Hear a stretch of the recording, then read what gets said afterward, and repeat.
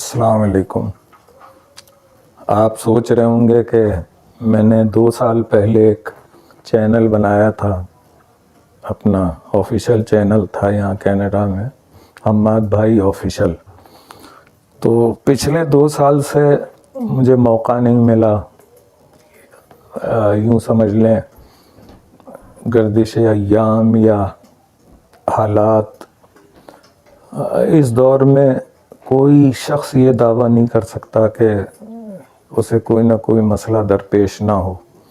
تو ایک پچھلے 2-3 سال سے ایک عجیب سا ماحول ہے جس میں یعنی کوئی کسی چیز کا دل بھی چاہتا ہے تو وہ پھر آدمی سوچتا ہی رہتا ہے۔ لیکن بہرحال مجھ سے محبت کرنے والے مجھے بار بار یہ یاد دلاتے رہے کہ ایک چینل ہوا کرتا تھا آپ کا حماد بھائی آفیشیل، اور آپ کہاں غائب ہیں۔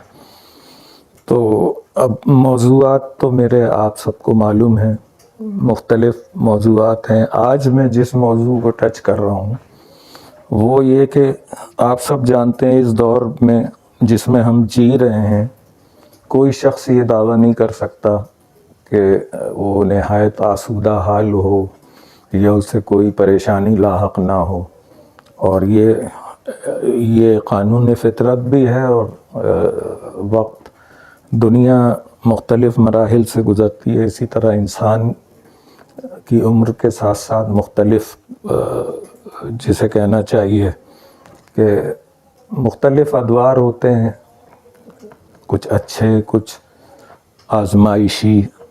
تو بہرحال وقت ایک جیسا نہیں رہ سکتا۔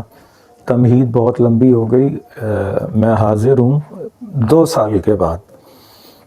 آج پچھلے 3-4 دن سے میں ذرا اپنے ظاہر وطن عزیز کے حالات، اور عجیب و غریبی صورتحال ہے، کچھ سمجھ میں نہیں آ رہا۔ دعا ہم سب کی یہی ہے، ہر اوورسیز پاکستانی بے چین رہتا ہے، اس میں قطعاً کوئی سیاسی اس سے قطع نظر کیا صحیح ہے کیا غلط ہے، یہ سب تاریخ اس کا فیصلہ کرے گی۔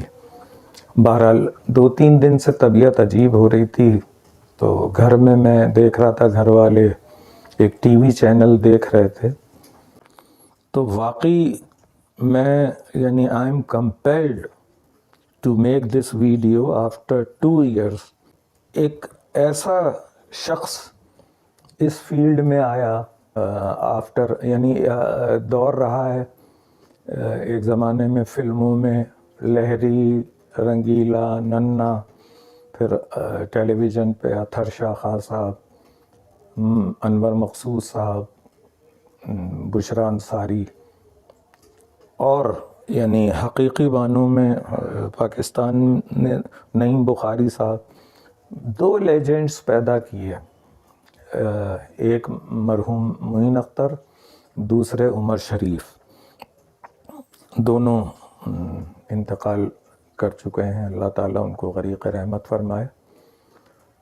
تو میں یہ سمجھ رہا تھا عمر شریف صاحب کے بعد کہ اب مزاح کا جو ایک نہایت اہم پہلو ہے عمر شریف صاحب کے ساتھ یہ ختم ہو گیا، اور لیکن کسی کے چہرے پہ مسکراہٹ لانا یہ ایک بہت بڑا فن ہے، اور ان حالات میں جبکہ ہر شخص اپنے روزمرہ مسائل میں گرفتار ہے، اور یعنی کسی کو، اور بہرحال کسی کے چہرے پہ مسکراہٹ لانا ایک بہت بڑی نیکی بھی ہے، تو میں 2-3 ایپیسوڈ میں نے لگاتار دیکھے، اور میں خراج تحسین پیش کرتا ہوں۔ آپ سب حیران ہوں گے کہ وہ نام آخر کون سا ہے جس نے، میں یہ سمجھتا ہوں کہ تمام جو اکابرین اس شعبے سے وابستہ رہے، یعنی طنز و مزاح سے،